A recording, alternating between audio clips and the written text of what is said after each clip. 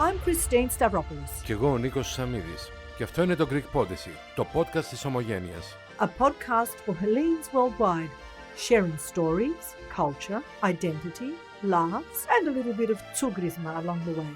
Γιατί μπορεί να φύγαμε από την Ελλάδα, αλλά η Ελλάδα δεν έφυγε ποτέ από μας.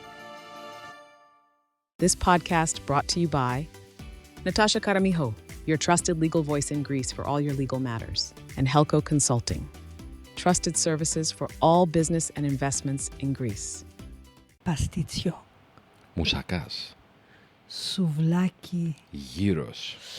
Αχ, κλέφτικο. Μπουγάτσα. Σπανακόπιτα. Οκ, θα το πάρω γι' αυτό. Love on the table. Love on the table. So, ladies and gentlemen, welcome to another episode of the Greek Odyssey. And today's episode is about... We're bringing you love on the table. It's about food. Yes, you thought it was something else, didn't you? Nah, you naughty. You naughty. But it is love, isn't it? Of course it is love. We cook with love so we can show love. And then we eat with love to show that we actually love the person that's cooked for us. Too much love on the table. A lot of love on the table. Wow, a lot of action on that table. Must be a big table. Yeah. But food is central to our everything. Our culture, a big element of our culture is food. Yeah. And when we're talking about food, we're not talking about only the food on the table, we're talking about the street food as well. And why Greek cuisine is ranked second worldwide on the Atlas list.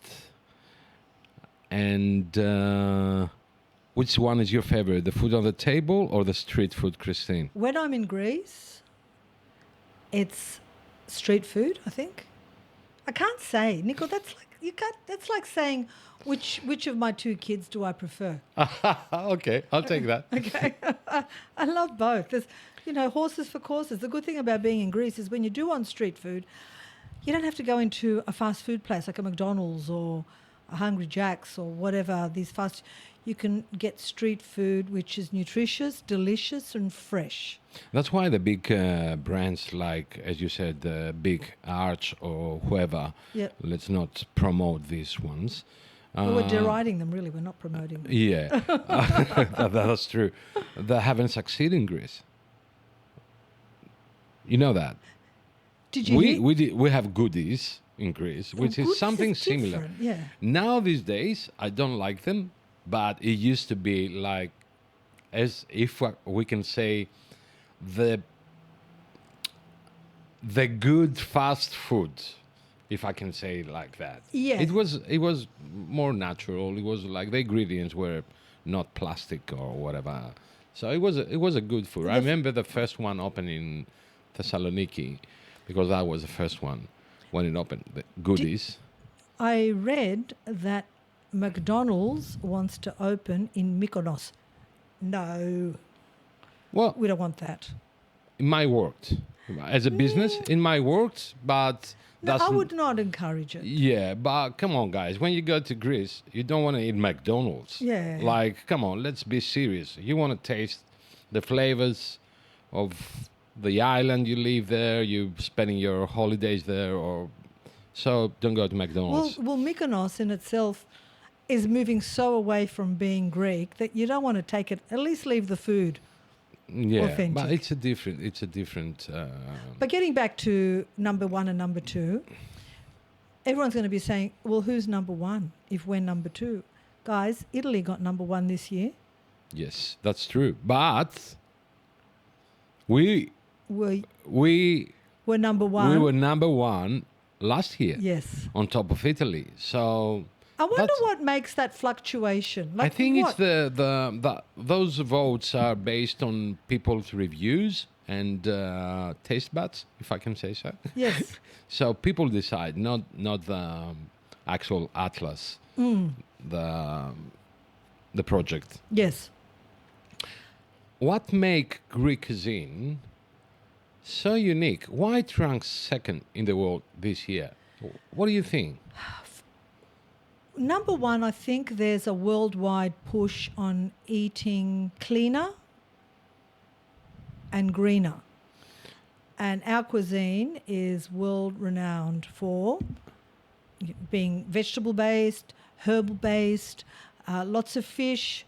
Yes, we have our meat, but we also have an abundance of vegetarian dishes. We probably are the vegetarian capital of the world. But now you're not talking about why the Greek cuisine ranks second. You talk about Mediterranean diet, which is part of the Greek cuisine. But why the Greek dishes are that good? They taste that good. Can I start? Yes, you go. Go for it. Okay. First of all, the ingredients. Fresh ingredients. Good quality olive oil, for example, for your Important. for your salad, the Greek salad, as we know. Good quality tomatoes, the cucumber, the onion, oregano. You smell that oregano, and it's I can't express I can't express it either, because I bring some back from Greece, and when I open the jar, it just goes whoosh all through the house. Yes. The aroma of the oregano. So picture that if you're doing a slow roast, with seasoning it with oregano, and I use fresh oregano as well. It just adds different depth, the way we use our herbs, our dill, our thyme, our parsley. Now we're talking about herbs. Sorry for cutting you down. For example, Crete, which is in the island further down before Africa, has more than 800 different herbs. This island collects from everywhere around it all the herbs. And if you've ever been to Crete, you will be able to smell in the air all these aromas. You do. Even driving. What I love about being in Greece, even in Athens, you don't really have to go to the supermarket to buy your herbs. You're walking along the street and you'll pick some rosemary, you'll pick some parsley, you'll pick some dill. It's just everywhere, and the aromas. And then it gets you motivated to get into the kitchen and be creative. The first thing when I'm going to Greece and I'm driving from the airport to wherever I am in Crete or in Thessaloniki, I just open the window so I can take these fresh, nice aromas. And usually it's early in the morning. It's about 5:30, 6 o'clock in the morning. And you have that morning freshness sitting on top of the herbs. I didn't want to say morning glory. Morning glory. Now, I've tasted honey from all over Greece and every part of the world that I've travelled in. I can categorically say, and I challenge anybody to correct me and prove me wrong, honey from Kythera is the best in the world. When you drive through Kythera, you see thymari, the thyme, all the mountains are purple with thyme flower. And it's the most, I can't express, you can taste the fragrance in the flavour. It's a sensory journey through taste and the sight of that golden goodness and the aroma of that thyme. Oh, and it just makes me want to love on the table. I love on the table. Drizzled over your yogurt, your Greek strained yogurt with some walnuts or pistachios from Aegina. Well, honey is it's a remedy. Sure is. It is a remedy. I remember my grandpa, whenever he had a pimple or something, he used to put honey. He didn't put Windex like No, Mr. Portugal? It was too expensive. So what's the second reason? For me, the second reason for the Greek cuisine to rank on the best cuisines of the world is the way that we're cooking. It's not a complex cooking. There's no creams, there's no thickened creams, there's no nothing. It's like, let's say you do a casserole with vegetables. That's the only thing that you have there. It's grinded tomato, Fresh tomatoes, fresh yes. tomato. You have oregano, you have salt, Bay leaves, pepper, cinnamon. cinnamon. In some dishes. In some dishes, yes, you do. Because If you do uvezi, I put a bit of cinnamon. I like cinnamon on tomato sauce, but not on every dish. No. Because cinnamon comes from Minor Asia. Asia Minor. When people came to Greece, they brought these techniques with them to Greece, the Greeks from Minor Asia. So it's a bit, as they say in the movie, Touch of spice. Touch of spice. Yes. Η κανέλα είναι πικρή και γλυκιά. Absolutely. It's one spice that you can use as a sweet and in a savory dish. It's just Well, Christina, and Greek cinnamon has again a very, very different aroma to other cinnamons. is that because we are Greeks? We No. find everything good and No, because different? with food I'm open-minded. I don't have this dogma of it has to be the best because it's Greek. I will acknowledge if something is better somewhere else. Also- Just like I can acknowledge the siropiasta, our baklavadas and all of that. The Lebanese kill it. I love the way they do their, Oh, yes. Yes. Sorry guys, I Yes. know Yes. we like to claim a lot of things, but with the way the Lebanese make those that's the next level. baklava, the crispiness, That's the next level. just the right amount of spice, the pistachio, everything. yeah, yeah. And 10 points there. And also, for when we cook meat, for example, most of the times meat, if it's not casserole meat, it's barbecue on a grill, as we said.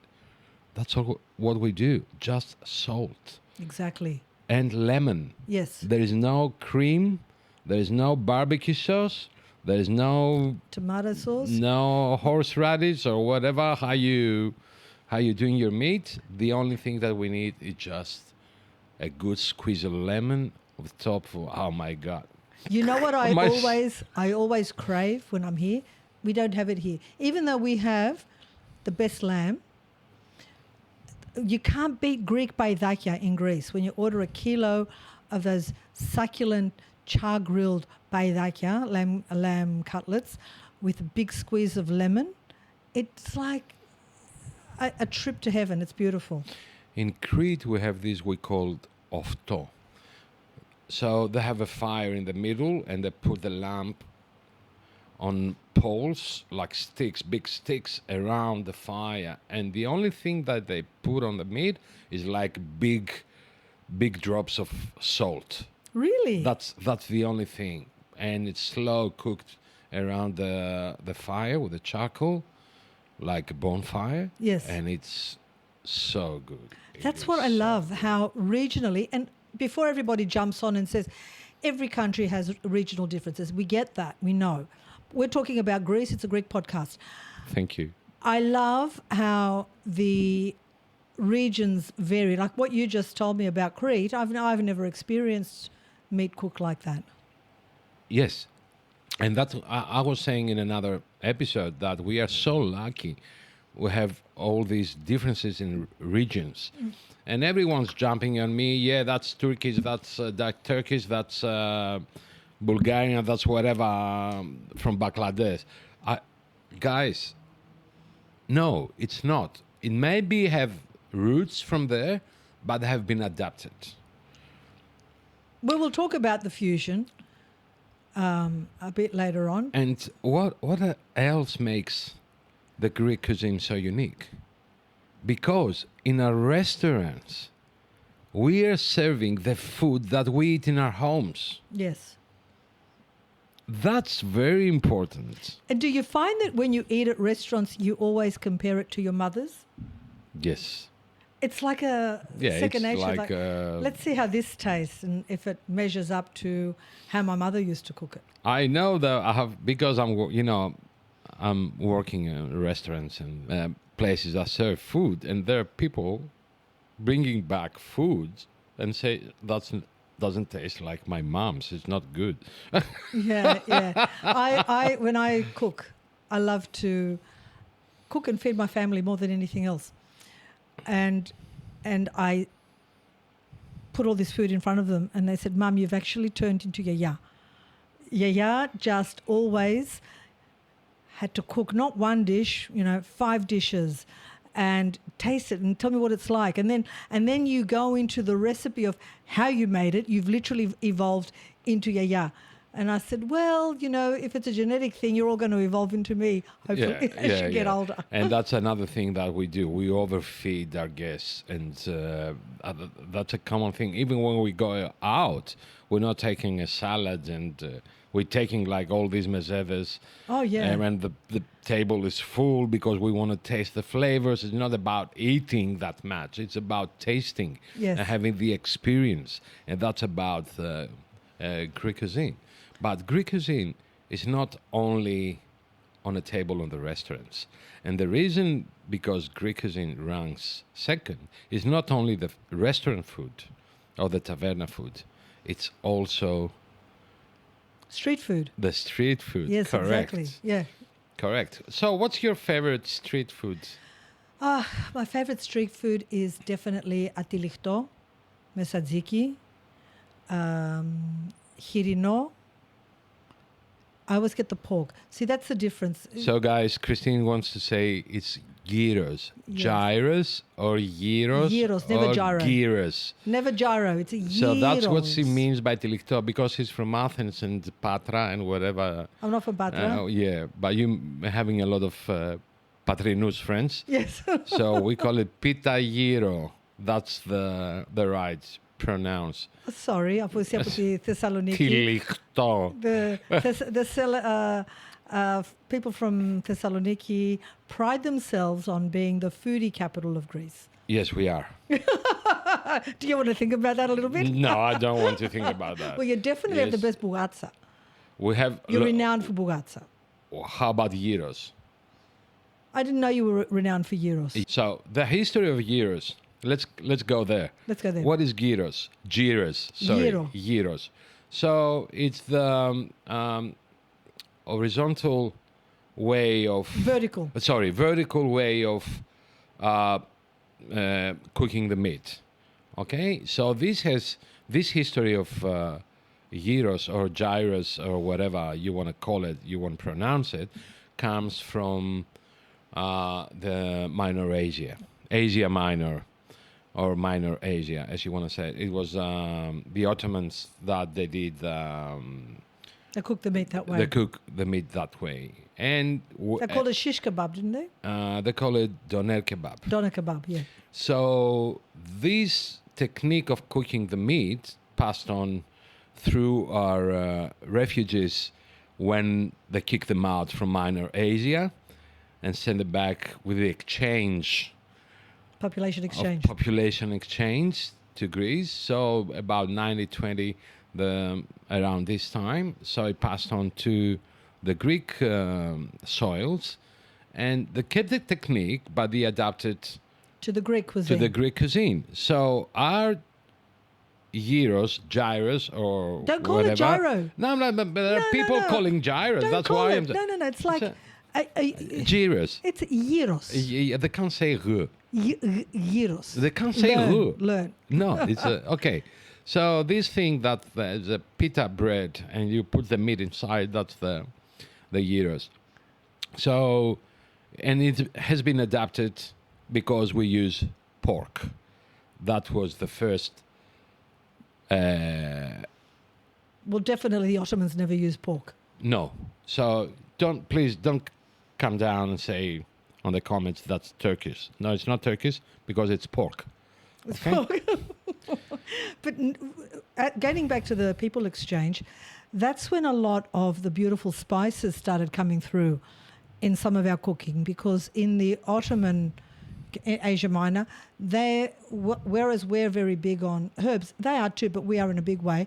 They were very big on spices, cinnamon, cumin, and that came back into Greece and evolved into dishes like yuvetsi, where you put a cinnamon stick in as you're cooking the food, sudzukakia, smirneika. So that's the beauty about people exchange and the exchange of... There's no beauty on people exchange. There's no... what you take with you to the next place is bits of your... Yeah, now from you that said it right. perspective. Okay. Yeah. I'm not talking about, displacement of people. I'm talking about how they enrich a culture when it adapts. And then you have fusion, and it broadens your cuisine and your taste buds. Now you talk about fusion. Tell me the story about... Oh, our contributor, Don't say Lucas, a name, just start No, the I'm story. going to say, because Lucas said it. He facilitates business in Greece, and someone said, you have to come and try this gyros. And he said, okay, I'm up for that. And he said, why would yours be different to anything else? And he said, because it's got curry sauce.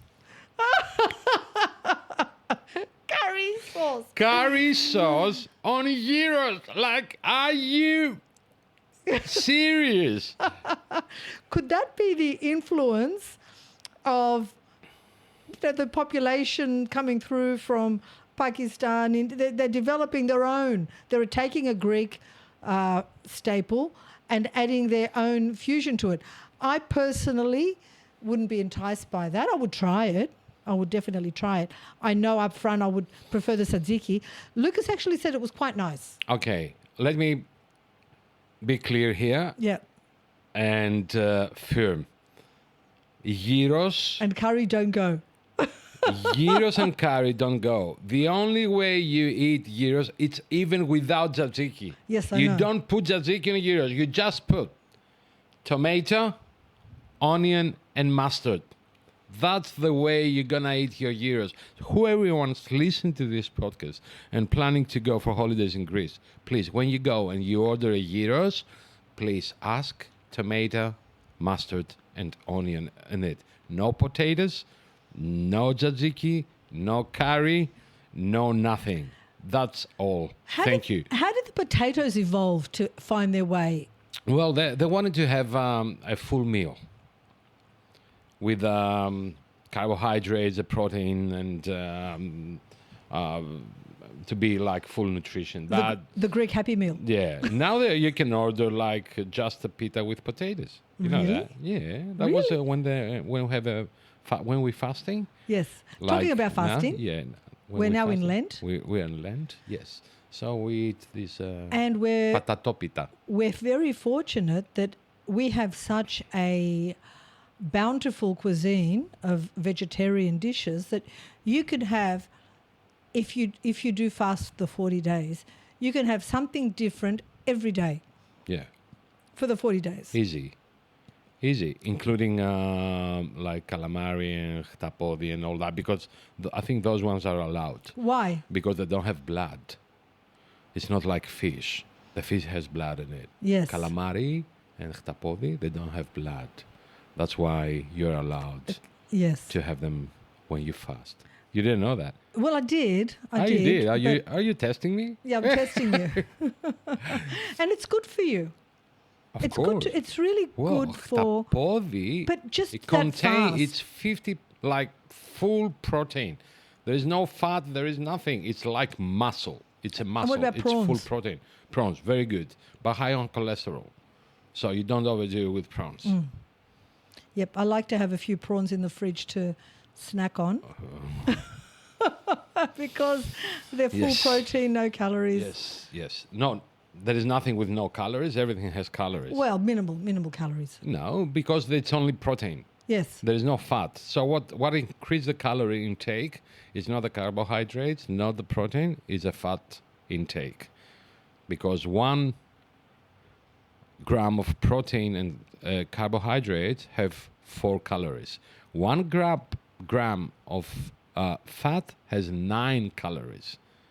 But then you go into More your than different, the double. But then you go into your different types of fats, because not all fats are equal. The fats have the same, contain the same Because amount the of fat- calories. The fat in avocado is different to the fat you would have in a steak. Now you're talking about the quality of the Yes. fat, not the calories that they Yes. contain. Because there's Yes. good cholesterol, bad cholesterol, yeah. good fats, bad fats. That's Okay. we'll save that for another health episode on nutrition. When it comes to investments and business opportunities, you need more than promises. You need experience that delivers. You need people you can trust. Helco Consulting provides strategic partnerships, clear methods, and services with a strong presence in Greece. Helco Consulting, your trusted consultants in Greece. When legal matters affect your business or life, you need guidance you can trust. Natasha Karamihu provides expert legal advice, protecting your interests and navigating every challenge. Natasha Karamihu, your trusted legal voice in Greece. And okay, let's go now to Desserts? my next. Hold Okay. on, Because I Mike. like desserts. Hold on, Mike. You can take it as a dessert if you want, but that's bougatsa. Guys, if you ever been or you're planning to go to Thessaloniki, try to find bougatsa. It's the best thing you can eat as a street food after years. Well, you don't have to try to find it. It's everywhere. It's everywhere. It's But everywhere. try look But they for have it. sweet bougatsa, savory bougatsa. Okay, let's go for the story of bougatsa. So bougatsa came back again from Asia Minor. The refugees brought it with them. And actually what is bougatsa? Bougatsa is very thin, very, very thin layers of pastry, filo pastry, where usually it being opened in the air. Yes, If you see like a technician how they open the filo, it's amazing. it's amazing. They start from a very tiny, small filo pastry, and then it's like a full table covered. They folding it, and they create the layers. So this is the bougatsa, and then you can fill it in with cream, sweet cream, Custard. custard, mince if you want, But isn't that a kreatopita? spinach. No, that's bougatsa. Again, bougatsa is the filo pastry. Right. That's what gives it the name bougatsa. Yes, Right. there is bougatsa with nothing in. Just filo. In Kavala, they have the plain, just the filo, butter, and icing sugar on top. And it's so good. Really? It's so good. It's plain filo on good quality butter. Has to be and- good quality butter. Yes, yes. So you can find like custard bougatsa. You can find with mince. You can find spinach, and you can find cheese. So my ritual was every morning, not every morning, some of the mornings, my mornings was a half cheese, half mince, and then on top a sweet one with custard. That's the best. And you know, I found they put it on like a paper, and they cut it into little squares. Yes. And they wrap it up, and it's hot, and you take it home. custard. The custard. Yeah, icing And sugar and icing sugar and cinnamon. cinnamon. Cinnamon. And then you yes. open that up, and you get the fragrance of the cinnamon, and then the delectable sweet custard with the flaky pastry. Are you actually tasting this as Oh I'm my God. describing it? Oh. Okay, we're a bib. That's food porn. and it's easy to make. It's a very, very easy to No, make. it's not easy to make the filo. If you make your own filo, yes. They make their own filo. Otherwise, you can go and buy some ready-made filo pastry. It's not going to be the same, but it's Okay, nice. yeah, you can buy. They're already frozen ones. You can buy this one. The filo pastry? No, I mean the full bougatsa. No. No. You know, it's good to make your So- own with buy So the filo as we pastry. said before, Christine, because you didn't got it. Yeah. The bougatsa is the filo. That's the important thing in the bougatsa. I learned something today. Yes, that's a bougatsa. And usually the name, I think, comes from Italian, bugar or something. I'll just look that up. Yeah, So, are you more of a bougatsa person or a galactoburico person? bougatsa. Me too. Bougatsa and cocoa milk. Really? The best combination, Evelyn. I know you with me in that, and I'll tag you on this post. The best breakfast you can have is a bougatsa, custard bougatsa, and milko, and Chocolate. chocolate milk. I know you agree. You're smiling. Yeah. Well, I'm really excited to go to Greece now. I wish we had Evelyn here Oh, yeah, no, from it'd be great. Singapore, New York City. Yes, yes. I wish she was here with us. She will be. She will be has soon. promised she'll come to Sydney. Come to Sydney and we'll do a pop-up store with Evelyn. Yeah. And maybe open she'll open the flagship Singapore, New York City in New York. New York City, Sydney. And we can have a franchise here in Sydney. And what's your favorite? My favorite what? It's a bougatsa or a galactoburico? I like bougatsa. I'm not a huge fan of syrupy things. I like galactoburico. I'll never say no. I won't say no. But I don't like it drenched in syrup. For the same reason, I prefer the Lebanese baklava and all those nut desserts. It's lighter, eh? The It's syrup it's crispy. is lighter. It's lighter. It's lighter the syrup. They know how to do the syrup. These guys, like Yes. not Turkish, not Greek. I'm talking about Lebanese. Lebanese. Baklava. These guys, all the syrup pastry filled things Yep. are top notch. Yes. Top notch. So we are very lucky to have been brought up on that cuisine as children, and it's come very much in vogue. We went through a stage growing up, and we've mentioned this before, where we didn't want to embrace our Greek food. So we started eating, started to say to Mum, can you make this, can you make that? But then it's become, with the evolution of immigration and the fusion in food, Greek cuisine now is very popular worldwide. Look, here in Australia, there's a Greek restaurant or a Greek franchise, and they're always doing well and they're always popular. People looking for Good Greek foods, and they're very keen. And I have to say that I'm a bit disappointed here in Australia, I know that it's happening also in other countries outside of Greece. They haven't been evolved to take the Greek cuisine as it is and to try to reproduce it here. I know it's a problem of product because it's not the same. But again, wherever you go here, you're going to have a calamari.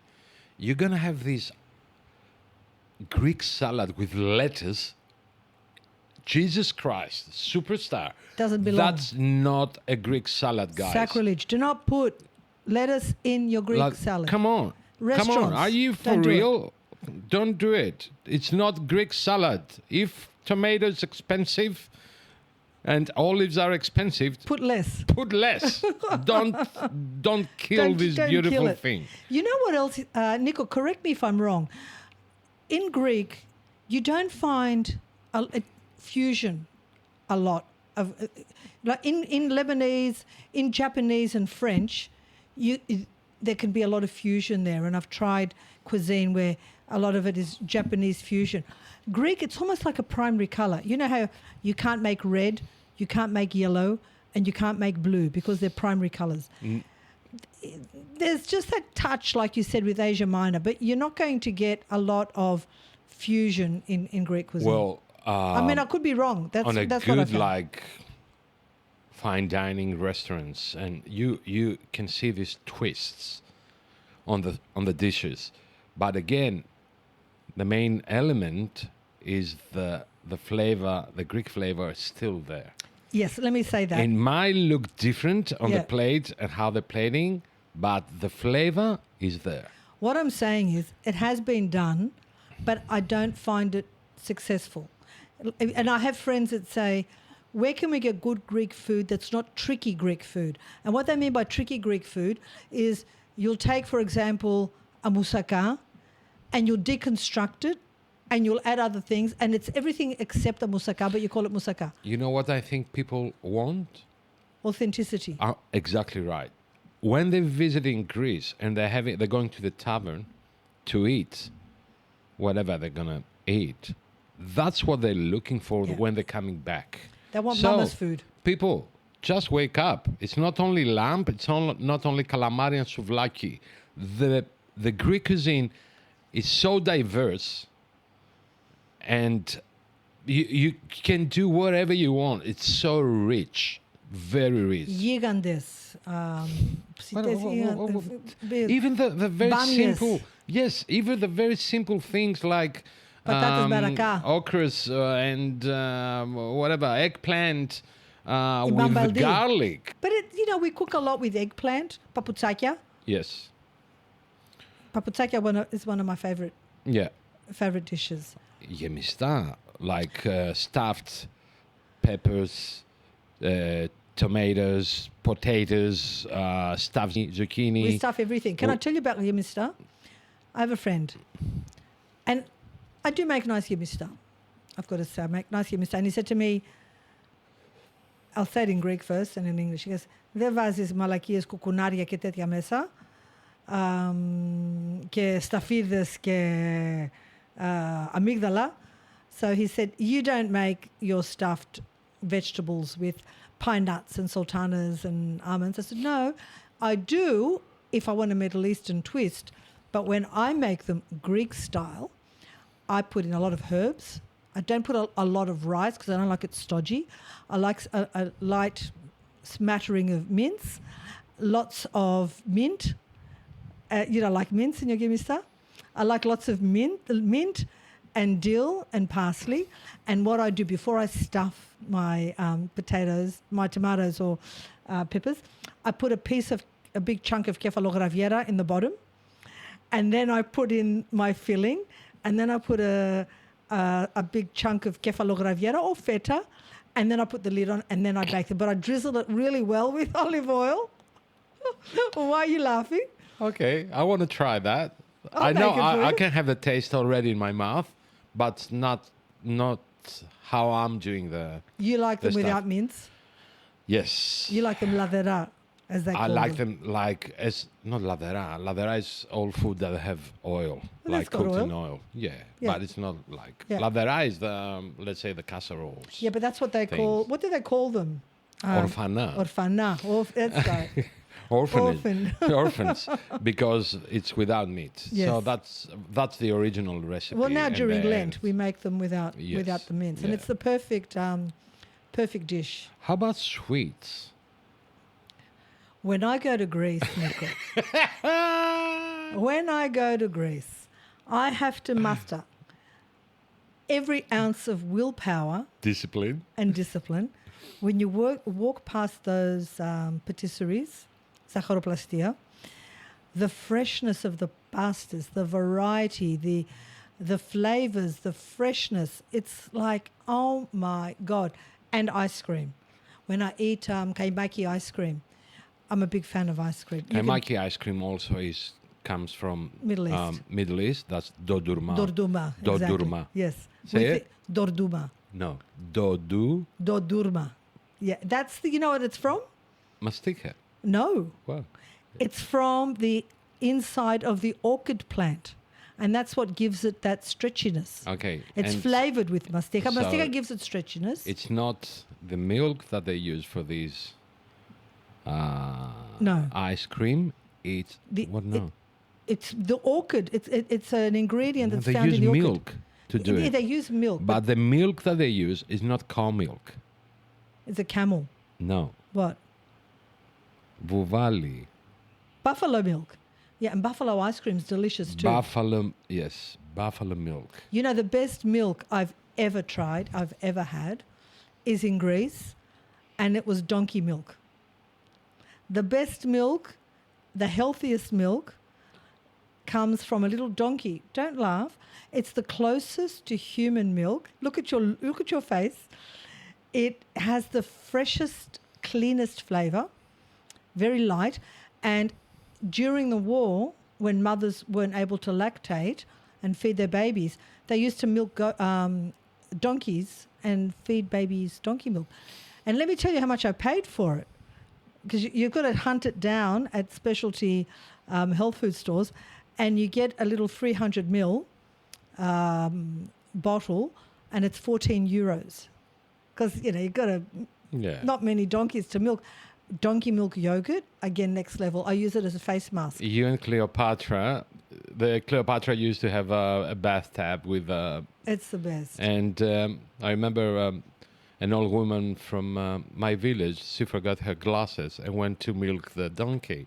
But she did a mistake because she couldn't see properly, and it was a male donkey. Oh, well, there you go. You're not going to get much out of it. No, but if you're ever in Greece and you want to try something that is a taste sensation, really good for you, and it's good for your digestion because of the protein binds in it, donkey milk. Okay. Guys, donkey milk yogurt. Well... and I've used it as a face mask as well. How about, we say about the cheese, about the sweets. We talked about sweets. This is like you're walking in Thessaloniki and you're walking outside of Terkenlis, and the famous sweet breads, we call them tsurekia, and the whole Aristoteles Square is full of the aromas of the tsureki from this shop, and they're so good. I don't like, to be honest, I don't like the sweets here in Australia. They're very minimal, full of sponges with sugar. And we're not spoiled for choice. Try and find a cake shop. It's not that easy. In Greece, every corner you'll find a zacharoplastio. And they're all, but here you've got to really hunt around. So we forgot to talk about cheese. Yes. The Greek cheese. Cheese, yeah. One of the reasons the Greek cuisine ranked second is because also from the cheese. Many of the reviews were talking about the quality of the cheese, the feta cheese, graviera, kefalograviera, ladotiri. You know, when I was in Lesbos a few years ago, and I went to a little village called Ayasso. That's sort of up. It's not on the coastline. It's the most picturesque little village. It's with all coloured pottery everywhere, low-hanging trees. And there was a cheesemaker. I actually went in and interviewed him. It's an artisan technique where they make the cheese in the stomach of the sheep. And that's where it stays to ferment, and they cut the stomach open. It's another level taste sensation. And I want to say a tip.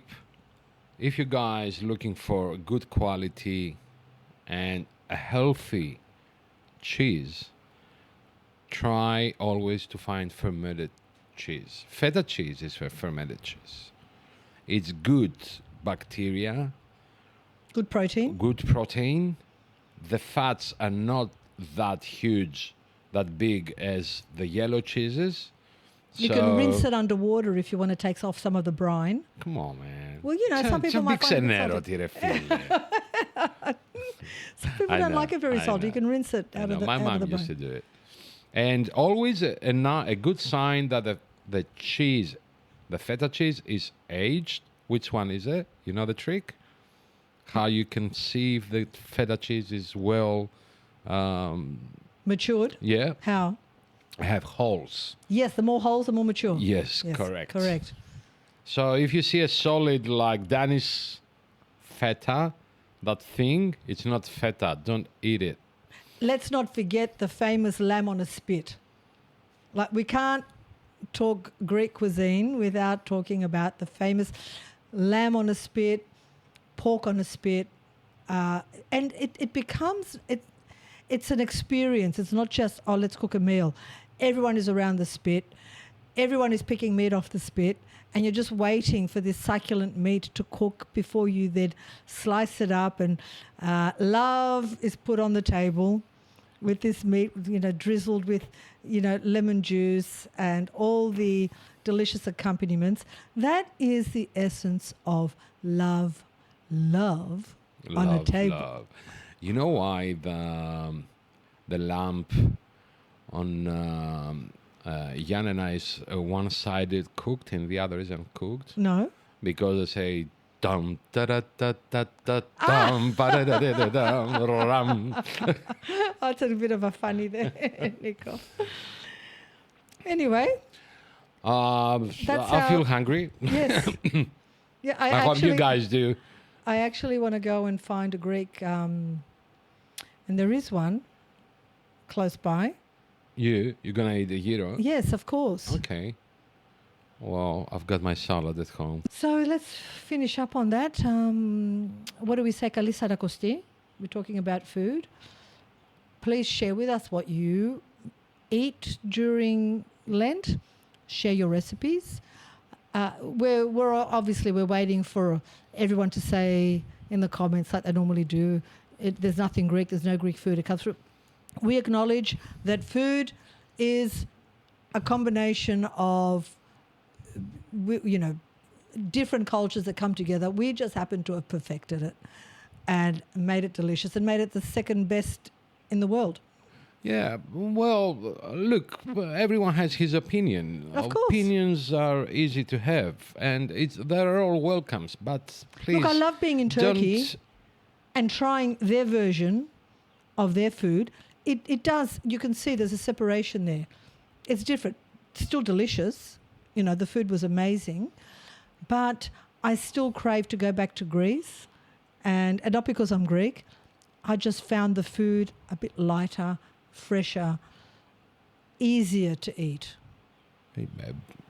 I don't know. I love Greek food. Greek food is my passion. And all the around this Greek food. And Greek food is so good because it's not only the food, it's about the experience you have when you go out in a restaurant to eat.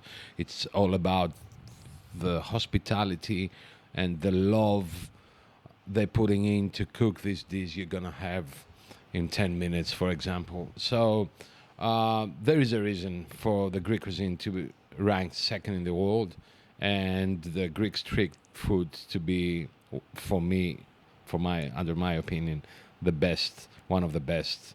We're going to bring an Italian on the program, and we'll have a debate on Greek food versus Italian food.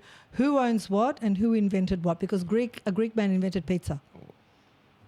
Sorry? Greeks invented pizza. The first person that made the Italian... pineapple in the pizza was a Greek man. Yes. That's the story. Okay. So... Okay, we'll finish on that delicious note. Yeah, that's food and art on the table.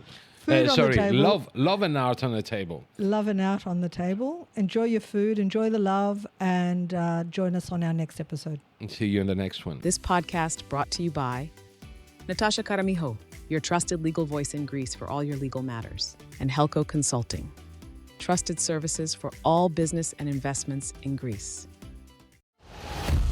I'm Christine Stavropoulos. Και εγώ ο Νίκος Σαμίδης. Και αυτό είναι το Greek Podyssey, το podcast της Ομογένειας. A podcast for Hellenes worldwide, sharing stories, culture, identity, laughs, and a little bit of tsugrisma along the way.